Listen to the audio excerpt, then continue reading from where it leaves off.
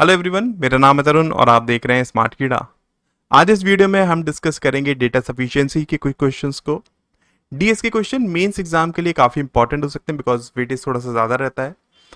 इस वीडियो में हम देखेंगे कि राइट अप्रोच क्या होनी चाहिए हमें क्वेश्चन करते टाइम, बिकॉज काफी बार क्या होता है ना, एग्जैक्ट आंसर पता किए बिना भी हम डीएस के आंसर को पता कर सकते हैं।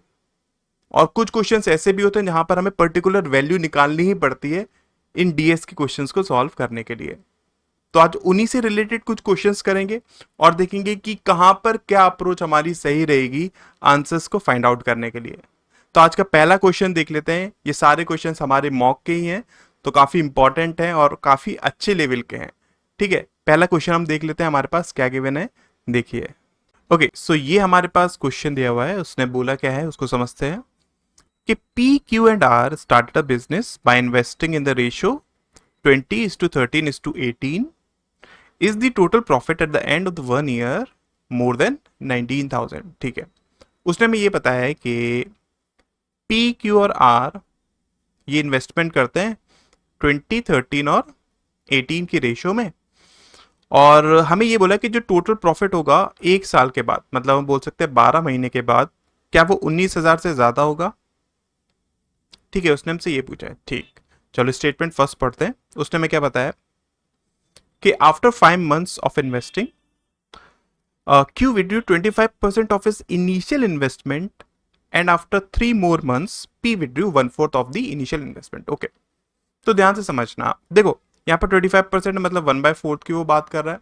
सिमिलरली P भी 1/4 उसमें से क्या कर रहा है, विड्रू कर रहा है। तो एक काम करते हैं, इसको 80 मान लो, मतलब मैं 4 का मल्टीप्लीकेशन करा लूँ, जस्ट बिकॉज कि हमारा कैलकुलेशन थोड़ी सी हमें ईजी पड़ जाए, और कुछ नहीं। ठीक है, ये 52 और ये 72 मान लो आप। अब देखो वो बोल क्या रहा है कि पी क्यू और आर है ना, वो बात कर रहा है कि क्यू ने ये जो 52 इसको के मान लो, ठीक है, इतना इन्वेस्टमेंट करा, वो 5 महीने के लिए करा, उसके बाद 25% मतलब 1/4 इसका उसने निकाल लिया। तो इसका मतलब ये हुआ, अगर वो 1/4 निकाल लेगा मतलब 39 के बचेगा उसके पास, राइट। आगे वो हमसे क्या बोल रहा है कि इसके 3 और महीने बाद, अब 3 और महीने के बाद क्या हुआ, मतलब देखो 5 महीने तक तो वो क्यू की बात कर रहा है, अब 3 और महीने बाद मतलब वो टोटल 8 महीने की बात कर रहा है। पी ने क्या करा, 1/4 निकाल लिया, पी का था 80 के, इसने ये 8 महीने के लिए निकाला, इसके बाद उसने 1/4 मतलब कितना 20 उसने निकाल लिया, तो बचा कितना 60 बचा हमारे पास, 60 के बचा, राइट। इतना उसने हमें बात करी है, और तो ऑब्वियसली हम सिर्फ फर्स्ट से तो ज्यादा कुछ फाइंड आउट यहाँ पर कर नहीं पाएंगे बिकॉज उसने आर की कोई हमें इंफॉर्मेशन नहीं दी हुई है। इस क्वेश्चन में एक बात मैं क्लियर कर दूं जिससे कि काफी स्टूडेंट को हो सकता है मे बी कंफ्यूजन हो।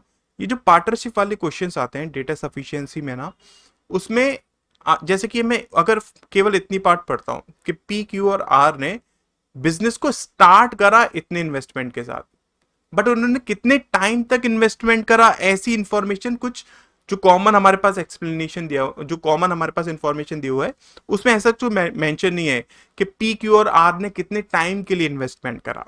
ठीक है, तो ऐसा नहीं कर सकते हैं कि हमें कोई भी प्रॉफिट अगर पता चल जाए तो हम उसको इस रेशियो में डिवाइड करके आंसर को निकाल सकें। ठीक है, तो जब भी ये पार्टनरशिप के क्वेश्चंस डेटा सफिशिएंसी में आते हैं ना, तो इस बात को थोड़ा सा ध्यान में रखिएगा। तीनों की हमारे पास वैल्यू पता, मतलब तीनों का टाइम पीरियड की इंफॉर्मेशन हमारे पास दी होनी चाहिए।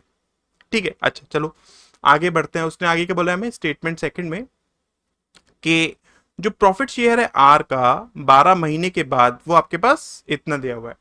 ठीक है, मतलब ये हो गया कि अगर मैं सेकंड स्टेटमेंट की बात करूं, यहां पर वो केवल आर की बात कर रहा है कि 72 के है। इसने 12 महीने के बाद जो इसको प्रॉफिट मिला है वो 10368 के बराबर है। ठीक है, अब यहां से हम टोटल प्रॉफिट नहीं निकाल सकते हैं बिकॉज हमें पता नहीं है कि पी और क्यू ने कितने टाइम के लिए इन्वेस्टमेंट करा है। अगर हम सेव केवल और केवल सेकंड स्टेटमेंट की बात करें तो फर्स्ट स्टेटमेंट सफिशिएंट नहीं है बिकॉज हमारे पास आर की कोई इंफॉर्मेशन नहीं है। सेकंड स्टेटमेंट सफिशिएंट नहीं है बिकॉज पी और क्यू की हमें कोई इंफॉर्मेशन नहीं है, उनके टाइम पीरियड की कोई इंफॉर्मेशन नहीं है। दोनों को अगर हम जोड़ देंगे इन दैट केस ये वाला पार्ट हम यहां पर लिख सकते हैं, राइट।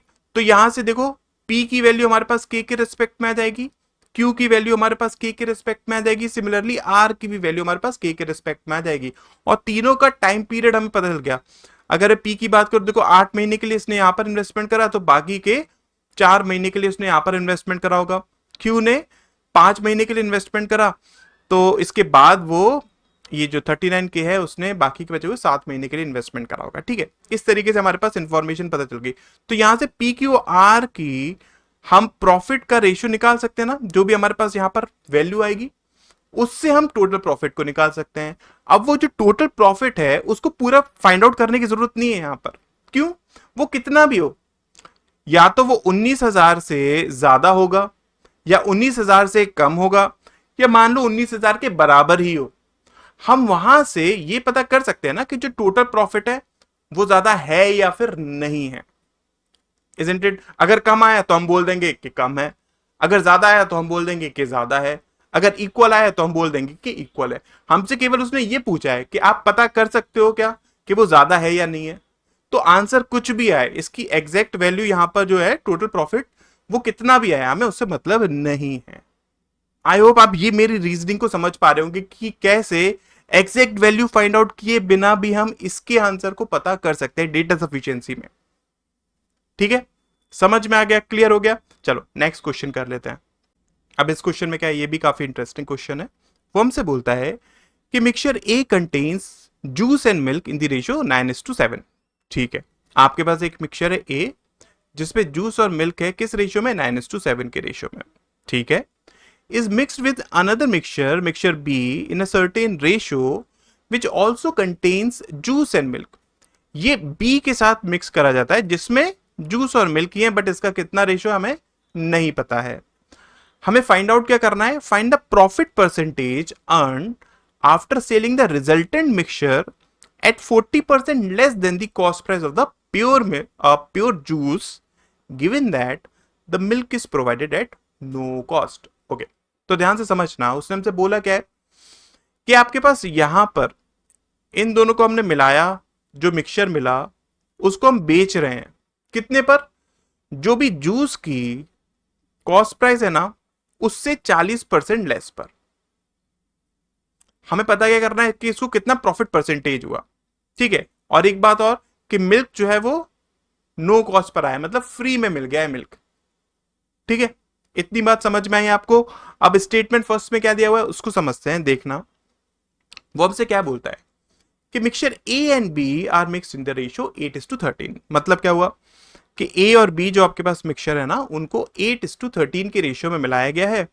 हमारे पास ए में जूस और मिल्क कितना है उसका रेशियो हमें पता है 9:7।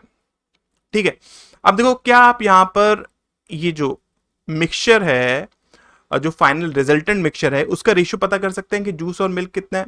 नहीं पता कर सकते, बिकॉज आपके पास यहां पर इंफॉर्मेशन नहीं दी हुई है, ये मिसिंग है। तो स्टेटमेंट फर्स्ट सफिशिएंट नहीं है हमारा आंसर फाइंड आउट करने के लिए।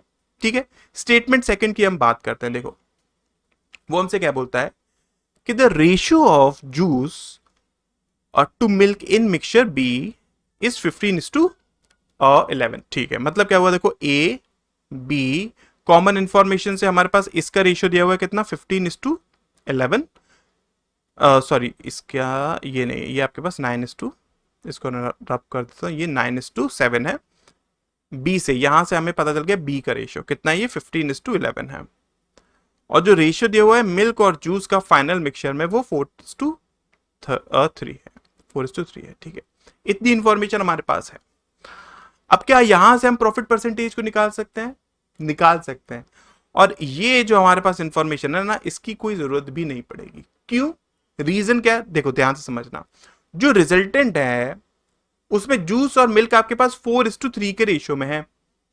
मान लेते हैं कि जो कॉस्ट प्राइस पड़ी जूस की वो 100 रुपए है, मिल्क की कॉस्ट प्राइस तो 0 है। तो ये जो आपके पास मिक्सचर मिला उसकी कॉस्ट प्राइस कितनी होगी बताओ? इसको आप 4x मान लो, इसको 4x मान लो, इसको 3x मान लो। ठीक है, इस रेशियो में, जस्ट टू मेक श्योर कि आपको कंफ्यूजन ना हो, राइट। तो इसकी जो कॉस्ट प्राइस है वो क्या हो जाएगी? 4x into 100 plus 3x into 0। मतलब जो टोटल कॉस्ट प्राइस पड़ी वो कितनी पड़ी आपके पास? 400x पड़ी कॉस्ट प्राइस। और सेलिंग प्राइस क्या हो जाएगी, वो बोल क्या रहा था, वो बेच कितने पर आए, 40% लेस जो कॉस्ट प्राइस है प्योर जूस की। अब प्योर जूस की कॉस्ट प्राइस कितनी है, 100 है, इससे 40 लेस मतलब 60 पर वो बेच रहा होगा। अब 60 पर अगर वो बेच रहा होगा तो उसको कॉस्ट प्राइस जो उसको सेलिंग प्राइस मिलेगी वो कितने की मिलेगी, वो 7+3 मतलब सॉरी 4+3 मतलब 7x इंटू 60 की, और आई कैन से 420x की।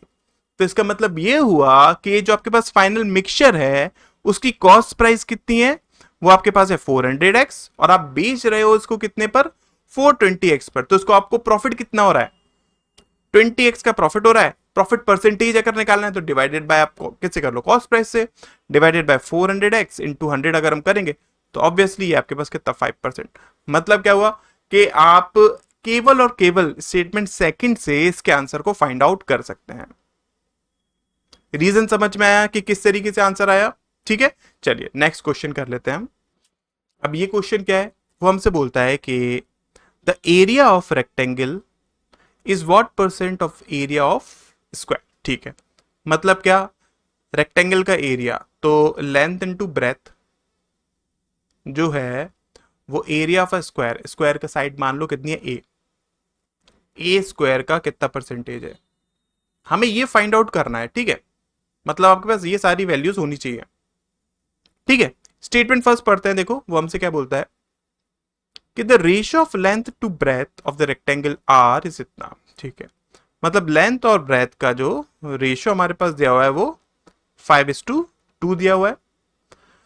Breath of the rectangle is equals to the diameter of circle C, ठीक है। मतलब क्या हुआ, मान लो सर्किल सी जो है उसका डायमीटर इसके बराबर है, 2 के बराबर है, तो उसकी जो रेडियस होगी वो 1 के बराबर होगी इस रेशियो के अकॉर्डिंग।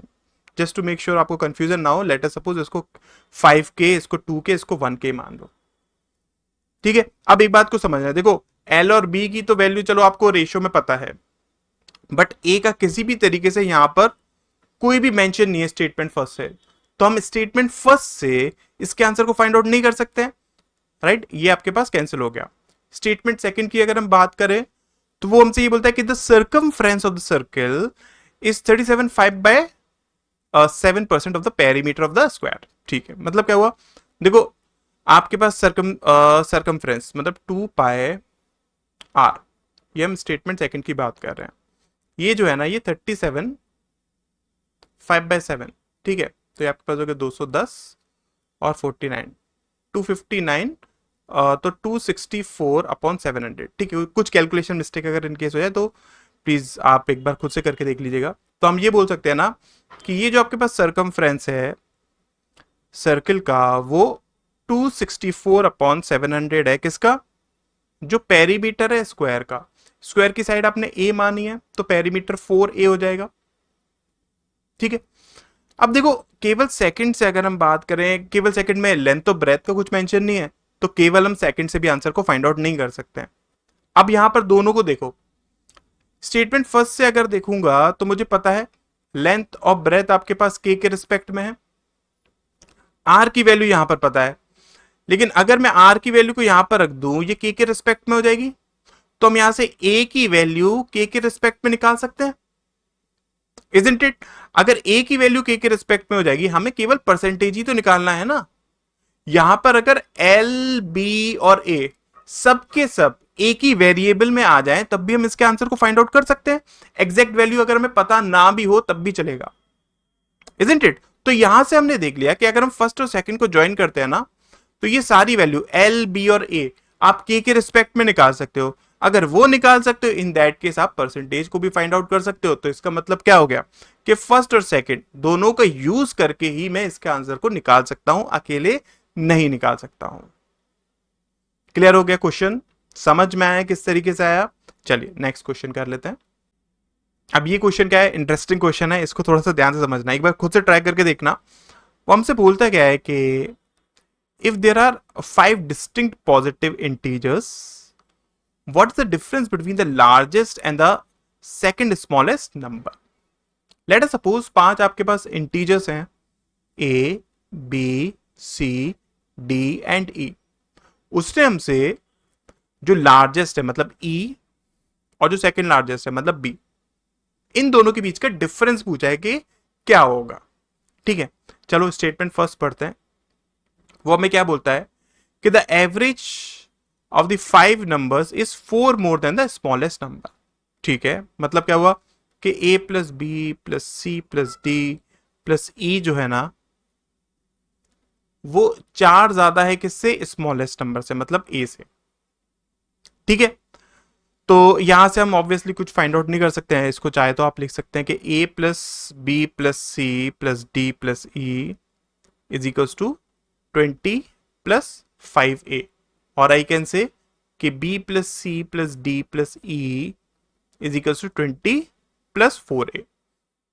ठीक है, अच्छा चलो सेकंड की अगर हम बात करें तो वो क्या बोलता है कि the largest number is 8 more than average of the 5 numbers. ठीक है, मतलब जो लार्जेस्ट नंबर है अगर हम बात करें e, वो 8 ज्यादा है किससे? जो आपके पास एवरेज है, तो मतलब a plus B plus C plus D plus E divided by 5। ठीक है, ये हमारे पास हो गया। आप चाहे तो फिर से यहां से भी इसी तरीके से एक इक्वेशन निकाल सकते हैं, बट अगर मैं इंडिविजुअली देखना चाहूं तो ना ही फर्स्ट से आंसर आ सकता है ना ही सेकंड से आंसर आ सकता है। क्या मैं फर्स्ट और सेकंड दोनों को जोड़कर इसके आंसर को फाइंड आउट कर सकता हूं? तो एक बार ट्राई करके देखते हैं, देखो कैसे। अगर मैं लिखना चाहूं तो इसको मैं लिख सकता हूं ना, e plus E is equals to 8 plus, ये आपके पास वैल्यू इस रिस्पेक्ट में हम लिख सकते हैं 4 प्लस ए, मतलब मैं e को लिख सकता हूं 12 प्लस ए, चलेगा? अब एक बात को समझना, इसको देखो हम कंसीडर करके चलते हैं। अगर मैं लिखूं इसको b plus C plus D plus E equals to कितना है? 20 प्लस 4a है। e की वैल्यू को अगर मैं रखता हूं 12 plus a, in that case मैं बोल सकता हूं ना कि b plus C plus D equals to किसके है? देखो ये उस साइड जाएगा तो 8 प्लस 3a के बराबर है, इजंट इट? ये जो सारे नंबर्स है ना, एक तो ये पॉजिटिव इंटीजर और डिस्टिंक्ट है। ठीक है, और मैंने जो इनको लिखा है वो, अगर मैंने इसको लार्जेस्ट और इसको सेकंड स्मॉलेस्ट माना है, मतलब मैं इस रिस्पेक्ट में इनको लेकर चलो, इस ऑर्डर में लेकर चल रहा हूं। ठीक है, तो एक बात को समझना, देखो ए आपके पास ऑलरेडी आपने ए मानकर चला है, ई आपके पास वैल्यू कितनी है? 12 प्लस ए है, और इन तीनों की जो वैल्यू है वो आपकी यहां से देखो b plus C plus D कितनी आ रही है? वो 8 प्लस 3a आ रही है, इजंट इट? अब एक बात को समझना, देखो हम जानते हैं कि ये जो b c और d होगा, तीनों में ही a की वैल्यू तो होगी ही होगी, इजंट इट? जैसे कि देखो कोई नंबर है, मान लो 5, 8, 9, 11 और 12 है, ये मैं रेंडमली ले रहा हूं, तो इस 8 में 5 तो है ही ना, 5 प्लस 3। सिमिलरली 9 में 5 तो है ही ना, 5 प्लस 4। सिमिलरली 11 में भी 5 तो है ना, 5 प्लस 6, इजंट इट? तो मैं ये बोल सकता हूं ना कि आपके पास B, C और D तीनों में ए तो होगा ही होगा, मतलब इसको अगर मैं ए बोलूं, इसको ए बोलूं, इसको ए बोलूं, तो ये जो 3 ए हैं वो मैंने डिवाइड कर दिए तीनों में, ये तो होंगे ही होंगे बिकॉज वो इंक्रीजिंग ऑर्डर में है। अब ये जो 8 है ना, आप इन तीनों को किस तरीके से डिवाइड कर सकते हैं कि तीनों का सम जो हो वो 8 के बराबर हो, ठीक है, और ये इंक्रीजिंग ऑर्डर में हो। तो आप क्या कर सकते हो, अगर मैं सबसे कम 1 से लेकर चलता हूं तो 1 यहां पर, 2 अगर मैं लेकर चलूं 2 यहां पर लिख दिए, बचे कितने? 5 बचे, 5। एक पॉसिबिलिटी ये हो गई, ठीक है। फिर मैं 1 लू, अब यहां पर देखो 2 के बाद 5 आ सकता है और कोई आएगा नहीं, तो अगर मैं 3 ले लूं, ठीक है, 4 हो गई, ये आपके पास 4, दूसरी पॉसिबिलिटी। अच्छा, इसके अलावा 1 और 4 में ले सकता हूं क्या? नहीं, क्योंकि ये 5 हो जाएगा, फिर ये 3 गलत हो जाएगा, ऑर्डर आपके पास नहीं बन पाएगा, है ना, तो हम इसको नहीं ले सकते हैं। तो आपके पास 1 से तो हम यही दोनों पॉसिबिलिटी बना सकते हैं। अच्छा, अगर मैं 2 लूं तो, अगर मैं यहां पर 2 लेता हूं तो यहां पर मेरे को 3 लेना पड़ेगा बिकॉज मेरे को ऑर्डर लेकर चलना है, इंक्रीजिंग ऑर्डर, है ना। ये आपके पास 5 हो गया, ये आपके पास फिर 3 हो जाएगा, ये पॉसिबल नहीं है, इसके अलावा कोई पॉसिबिलिटी है नहीं। तो मतलब यहां से अगर मैं देखूं तो आप ध्यान से समझना ये जो आपके पास b की वैल्यू है वो कंफर्म है a+1 ही आएगी। कितनी आएगी? a+1 ही आएगी, इसके अलावा नहीं आएगी। यहां से हमें क्या क्लियर हो गया कि आपके पास e मतलब लार्जेस्ट और जो सेकंड स्मॉलेस्ट नंबर है, दोनों के बीच का डिफरेंस कितना होगा? देखो e आपके पास कितना था? a+12 और सेकंड स्मॉलेस्ट नंबर a+11, दोनों a+1, दोनों के बीच का डिफरेंस कितना हो जाएगा? 11। आप कोई भी वैल्यू रख दीजिए, आपके पास 11 ही आएगा इन दोनों के बीच का डिफरेंस। तो इसका राइट आंसर क्या हो जाएगा कि हाँ, पहले और दूसरे से मिलाकर मैं इसके आंसर को फाइंड आउट कर सकता हूं। बहुत ही इंटरेस्टिंग, बहुत ही अच्छा क्वेश्चन है। आई होप यहां से कुछ ना कुछ तो आपको सीखने को मिला ही होगा। क्लियर है? समझ में आया? चलो नेक्स्ट क्वेश्चन कर लेते हैं। अब ये आपके पास एक क्वेश्चन दिया हुआ है, वो हमसे बोलता क्या है, यहां पर देखो डायरेक्शन एक बार पढ़ लेते हैं कि आपके पास दो कॉलम्स दिए हुए हैं, हमें पता करना है कि which of the following combination, ये जो आपके पास कॉम्बिनेशन दिए हुए हैं इनमें से किसके थ्रू हम फाइंड आउट कर सकते हैं जो हमसे पूछा गया है। क्वेश्चन में पूछा क्या गया है कि एक बोट है जो ट्रेवल करती है एक स्ट्रीम में, हमें अप स्ट्रीम स्पीड पता करनी है बोट की। ठीक है, मतलब क्या कि b-s की हमें वैल्यू फाइंड आउट करनी है।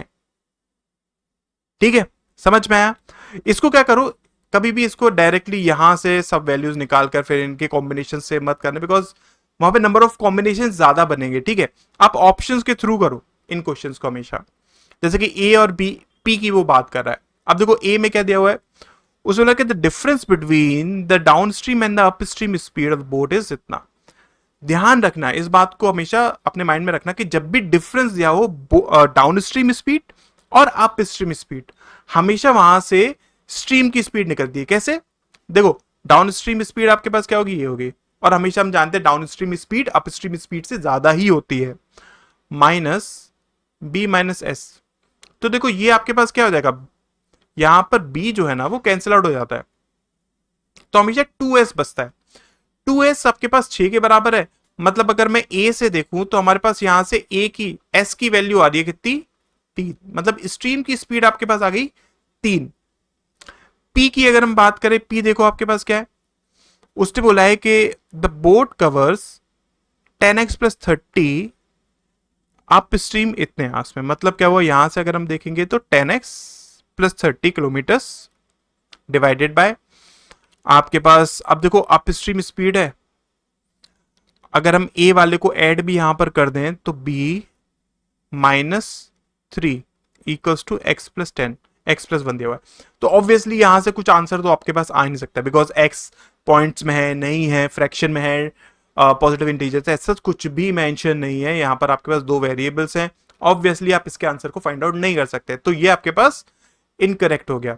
ए क्यू की अगर हम बात करें तो देखो ए से हमें एस की वैल्यू पता चल रही है, क्यू की अगर हम बात करें तो उसमें बोला है कि the up stream speed of the boat is इतना % of its speed in still water. Okay, मतलब क्या b-s, अगर हम ए वाले को लेकर चलें तो b-3 जो है वो b से कितना है आपके पास x² - 1% है। तो अगेन फिर वही बात हो जाएगी, यहां पर b की वैल्यू कितनी है आपको नहीं पता है, आपके पास दो वेरिएबल्स हैं, यहां से भी आप b की वैल्यू को नहीं निकाल सकते। अगर मैं a की बात करूं, a से s तो पता चल रहा है, बट b की वैल्यू आप ना ही a और p से निकाल पा रहे हैं, और आपने चेक कर लिया ना ही आप a और q से भी निकाल पाएंगे। ठीक है, अब b और p की अगर हम बात करें तो देखो b में आपके पास क्या गिवन है, जो डाउन स्ट्रीम स्पीड है ना वो आपके पास 2x है, मतलब b + s ये 2x दिया हुआ है, और p से अगर हम देखें हमारे पास ये एक इक्वेशन आ रही थी, तो ऑब्वियसली आप यहां से भी कुछ, आप b की वैल्यू अगर देखें तो 2x - s ये अगर लिख भी देंगे ना यहां पर, तब भी नहीं आएगा आपके पास, तब तो दो वेरिएबल तब भी रहेंगे। ठीक है, ध्यान रखिएगा a यहां पर यूज नहीं हो रहा है, हम केवल b और p को यूज कर रहे हैं, तो ऑब्वियसली यहां से भी आंसर नहीं आ पाएगा। b और q की अगर हम बात करते हैं तो देख लीजिए, b आपके पास ये बता रहा है ये इक्वेशन, और q आपके पास ये इक्वेशन आ रही है, अगेन वही चीज। आप b की जगह अगर ये 2x - s भी रखेंगे ना, तब भी आपके पास दो वेरिएबल्स आएंगे ही आएंगे, आप आंसर को फाइंड आउट नहीं कर पाएंगे। इसका मतलब क्या हुआ, आप इन चारों से अगर नहीं निकाल पा रहे तो नन ऑफ दिस इसका राइट आंसर हो जाएगा। ठीक है, आई होप आज के क्वेश्चंस क्लियर हुए होंगे। अब मैं वीडियोस को थोड़ा सा रेगुलरली और बनाऊंगा, बिकॉज ऑफ सम रीजन मैं वीडियोस नहीं बना पा रहा था, तो अब थोड़े से और कंसिस्टेंट रहेंगे वीडियोस। आई होप ये लेक्चर आपको समझ में आया होगा, कुछ ना कुछ नया सीखने को मिला होगा, और थोड़े से अपने सजेशंस बताइएगा, मैं उन पर वर्कआउट जरूर करूंगा और अब रेगुलर वीडियोस लेकर आऊंगा। Thank you so much.